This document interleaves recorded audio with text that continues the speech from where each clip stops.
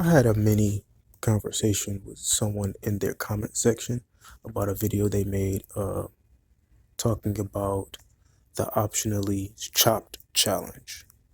We still on this app playing like we don't know what's going on. Now, this optionally chopped trend.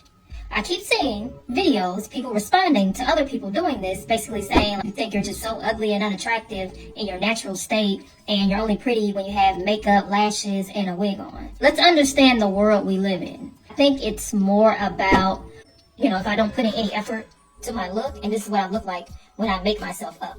Kind of the same way when you see females on here do transitions. They have no makeup on, they have a bonnet on maybe, and whatever. They're not made up pretty much. And then they transition and they have makeup on, their hair is a different style. Maybe it's in braids, maybe it's a wig, and they got lashes and all that. It's pretty much the same thing. And I think you guys are too invested in the optionally chopped wording when it's just a trend. Like women, this is what we do. We transform. You see us one way, we look like a totally different person. You see us another way, it is what it is. Y'all are making it way too deep than what it is. Even though I kind of have disagreement with her, I don't think that her reasoning is a wild claim.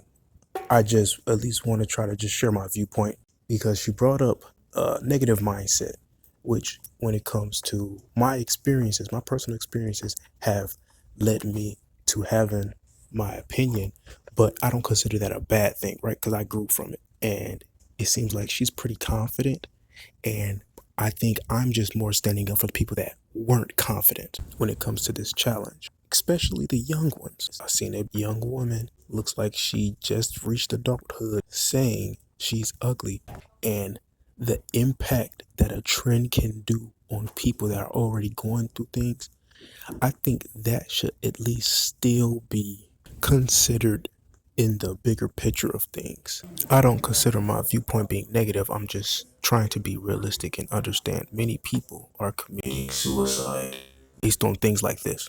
I'm not saying everybody got to be this like social justice warrior. I'm at least saying if we can just start, one step at a time. Just watching how we say certain things, I think it does help. I wouldn't want to be around someone that calls themselves ugly, even if they are considered conventionally ugly by beauty standards or whatever they're going through. I wouldn't want to be around that person because I would have to constantly keep telling that person, hey, come on now, like don't do that to yourself. We beautiful out here. I used to make self-deprecating humor like this. There were signs of my insecurities. I personally don't feel you are being delusional, unreasonable if you hype yourself up and consider yourself beautiful. Some of those, they don't look conventionally attractive, and people are like basically trying to roast them with backhanded or sarcastic remarks, basically implying that they are ugly in the comment. Like, I'm just trying to provide nuance with this. Yes, we can make a trend flipping words around, but let's actually understand that the word still has a negative connotation that is attached to it, which actually attracts that. And the impact can still be more powerful than the sarcastic trend that's just going on. When people just like, oh, it's just a word. It's just, we say fried. Where I grew up saying I was fried bologna. And I think around 2019, I was like, you know what? I'm gonna stop saying that, man. I gotta start upping myself. I gotta start speaking life into myself. And that's when I stopped calling myself ugly. My go-to saying was, I'm ugly, but I clean up pretty nicely. That was like the bridge of between where I am now and where I used to be, where I considered myself unattractive from my past experiences. But I do have to point out, it's much easier for a man to do this than a woman because women are, put in the forefront like they should be the most beautiful. Fallacy. Beauty is not subjective. That's why that's why we have the golden ratio, the Fibonacci right. equation. Right. You can look at facial symmetry and see that That's right. beautiful people, you can map their facial structure, and it goes to a mathematical calculation. Oh yeah. Beauty is universal. And the thing is, we're talking about black women. They are on the opposite end of the spectrum on all ranks. Facial symmetry. Mind you, Kevin Samuels tried to deny that he said that when he was confronted, even though that's clearly him. That was him in 2018 when he said that.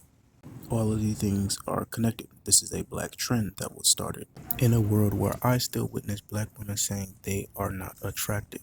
You look at yourself like, Like, man, I'm ugly. What's she talking about? Right. And but those little jokes, that's where the deepness lies. Like, because I've met a lot of black women say this about themselves. The signs are there, and many of the signs are based in semantics, like how we view a specific word. And we need to understand what beauty really means, and make sure that is within us, every single one of us, no matter the standard. This small thing that it seems like it's not that deep, but I believe it is deep.